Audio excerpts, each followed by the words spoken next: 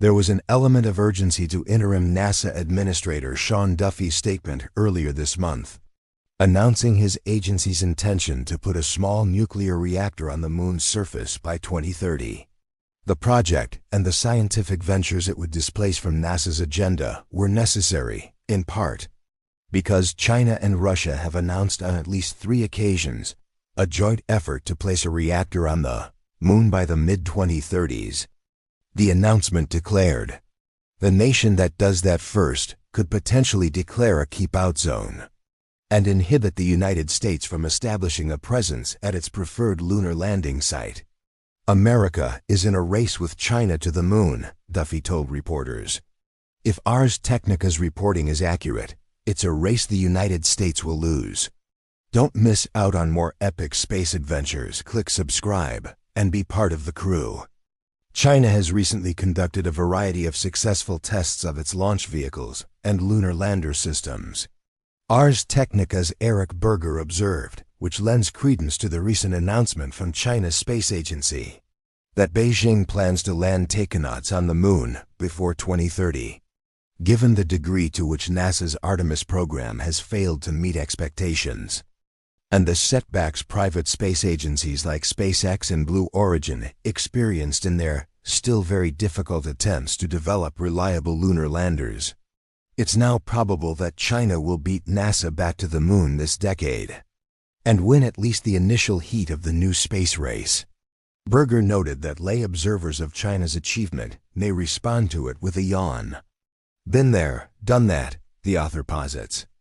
In addition, the systems the Chinese will employ to reproduce the feat America pulled off in 1969 look suspiciously like the Apollo program, which isn't nearly as impressive as the next-generation technology public and private interests in the U.S.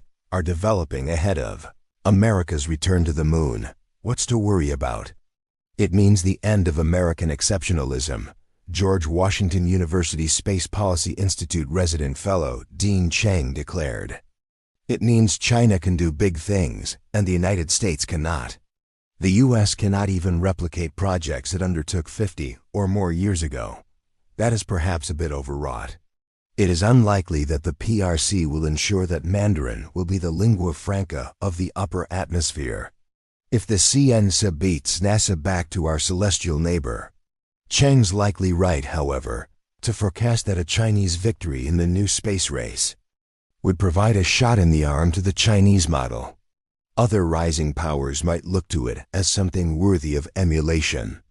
Their results indicate these ISOs originated from different regions in the Milky Way's disk.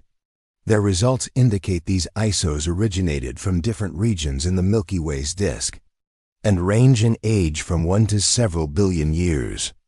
That was, after all, the Soviet experience in the late 1950s and early 1960s as the American space program languished.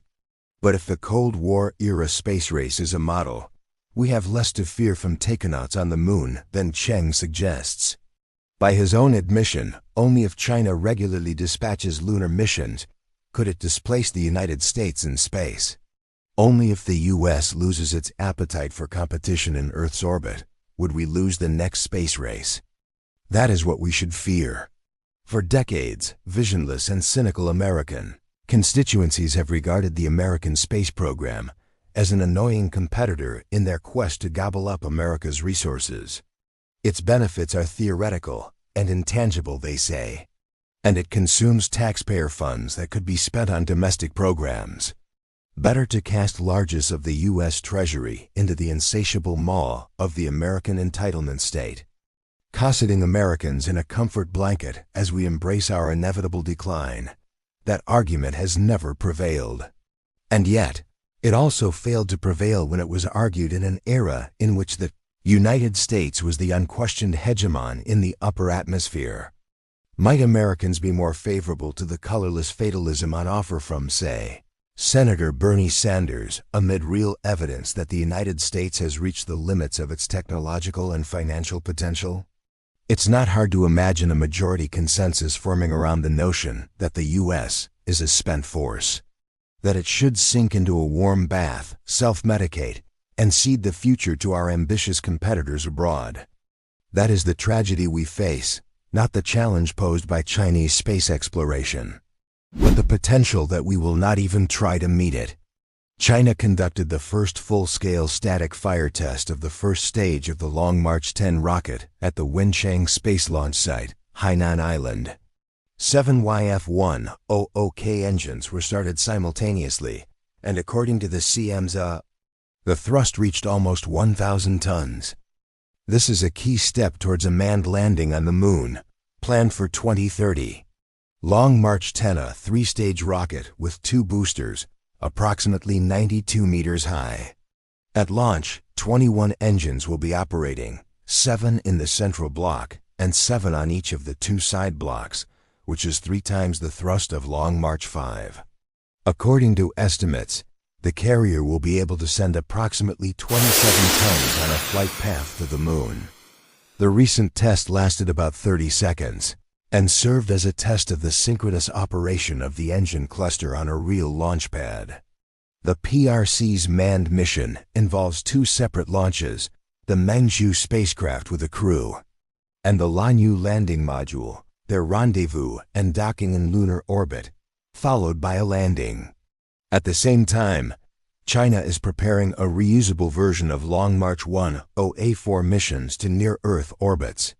The long-term goal is to build an International Lunar Research Station, ILRS, at the South Pole by 2035. The development of such a heavy-lift vehicle opens up the possibility of delivering significantly more massive scientific complexes to the Moon. Cryogenic equipment for research, autonomous geophysical stations, and in the future, elements of radio observatories on the far side of the Moon, where there is no terrestrial radio interference. Powerful launches will also increase the frequency and reliability of missions involving soil samples, testing new navigation, communication systems, and conducting long-term experiments in stable cold polar craters. Following the news about Long March 10, it is logical to ask, how long does it take to fly to Mars, Venus, or even Jupiter? From launch windows and trajectories to engine thrust and fuel limitations, we examine what really determines the duration of interplanetary travel and how new technologies are reducing travel time. More facts, figures, and illustrative examples can be found in the article, How Long Does It Take to Fly to Other Planets in the Solar System? Don't forget to hit like to support me. Thank you for watching this video. The thunderous roar of China's Long March 10 rocket during its first full-scale static fire test echoes not just across Hainan's Wenchang Space Launch Site, but through the halls of power in Washington and beyond. 7 YF-100K engines igniting in unison, unleashing nearly 1,000 tons of thrust. It's a symphony of engineering prowess that demands our attention. This isn't mere spectacle, it's a declaration. China is hurtling toward a manned lunar landing before 2030. And if we in America don't summon the will to match it, we'll watch from afar as the stars and stripes fade from the Moon's dusty regolith. The Moon is our gateway to the cosmos, a beacon of what we can achieve when we dare to reach. But if China plants its flag first this decade, the ripple effects could reshape global power, inspire a generation of autocratic emulators, and dim the light of American innovation that once illuminated the world. Let's delve deeper into this test's significance. Just this month, on August 6, 2025, the China Manned Space Agency, CMSA, announced the successful completion of a groundbreaking test for their Lanyu lunar lander, a 26-ton behemoth designed to ferry astronauts from lunar orbit to the surface and back. Suspended by massive tethers to mimic the Moon's feeble gravity, 1/6 of Earth's. This full-scale mock-up executed a flawless simulated landing on a rugged crater-pocked terrain, firing its main engines and precision thrusters before lifting off again. It's the kind of test that sends shivers down my spine, reminiscent of the Apollo era, but infused with modern precision.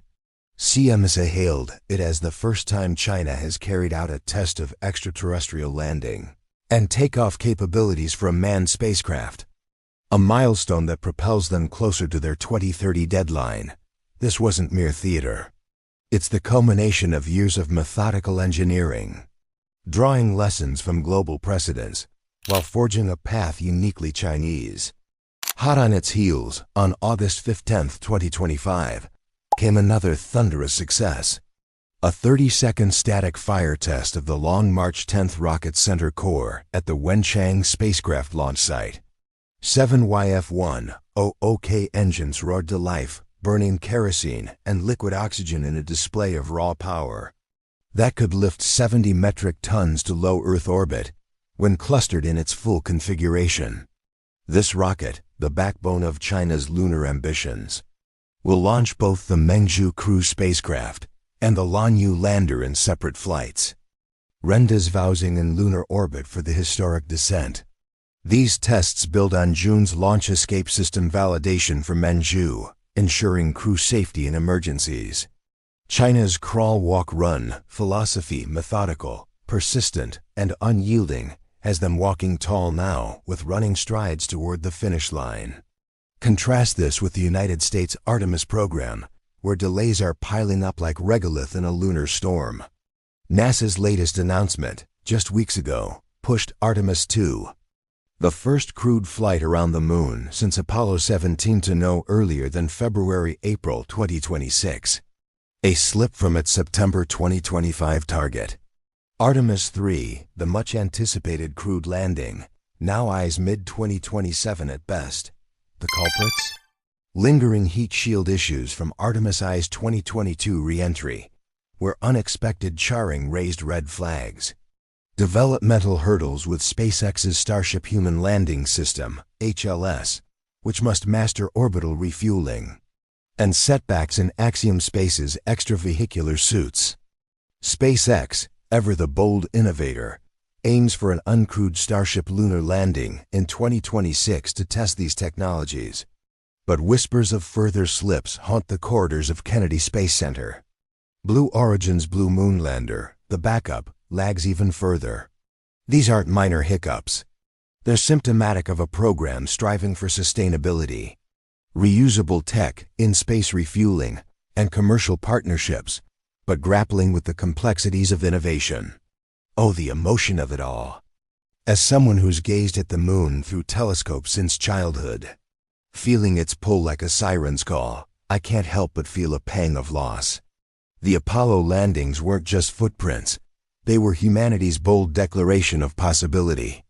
A beacon of American ingenuity that inspired generations. We've been to the moon, we can do anything, we'd say, hearts swelling with pride. But if China touches down first this decade, that narrative fractures. It signals the twilight of American exceptionalism in space.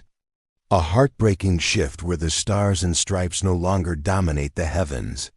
Imagine the global headlines. China claims the moon, while NASA scrambles. The optics alone could erode alliances, embolden adversaries, and reshape perceptions of power. In boardrooms from Brussels to Brasilia, leaders might whisper, if America can't return to the moon, what else can't they do? Geopolitically, the stakes are astronomical.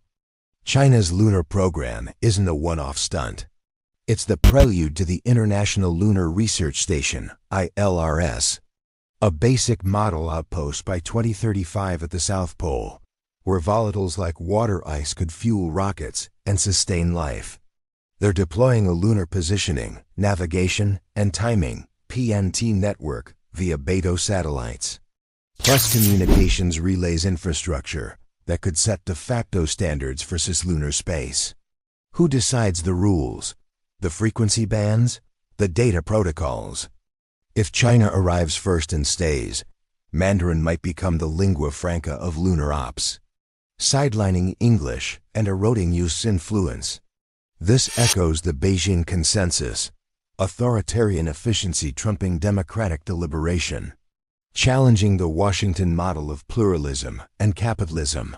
And militarily, a lunar foothold could extend dual-use tech from surveillance to resource dominance, tilting the balance in this new space race. Yet, Hope flickers like a distant star.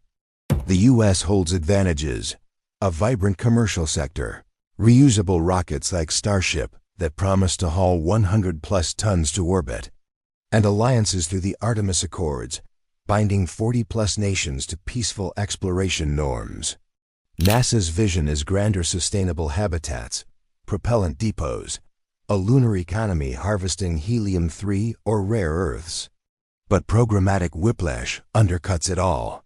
From Trump's 2024 moon mandate to Biden's Mars pivot and back, budgets fluctuate, goals shift, leaving engineers in limbo. China, by contrast, commits decades-long. Their space station orbits flawlessly, Mars rovers prowl. And now the moon beckons with unswerving resolve. Feel the urgency. The moon isn't just rock. It's our shared destiny, a stepping stone to Mars and beyond. If China builds bases while America dithers, we risk a divided cosmos, where red banners dot the landscape and U.S. astronauts arrive as guests, not pioneers. But we can reclaim the lead. The Trump administration must galvanize now. Appoint a visionary Space Council chair, perhaps the VP herself, to lock in bipartisan funding. Revive prizes like the Ansari X Prize to spur innovation. Imagine $1 billion for the first reusable lunar cargo run. Mobilize public passion through STEM education, virtual reality, moonwalks, and celebrity endorsements. Partner deeper with SpaceX and Blue Origin, accelerating Starship tests and HLS DEIMOS. And let's not forget nuclear power. Both nations race to nuclearize the moon for energy. With China unveiling 2035 reactor plans, America must match with fission systems for sustained ops. Envision the triumph. American boots on the South Pole by 2027, extracting ice for fuel. Building habitats that welcome international crews. This isn't rivalry for rivalry's sake. It's humanity's ascent, fueled by competition, but united in wonder. The moon calls to us all, cold, ancient, full of secrets. Will we answer with bold steps, or let echoes of Apollo fade? Subscribe, like, share this passion together. We can reignite the stars in American eyes. The race is on. Let's win it with heart and ingenuity.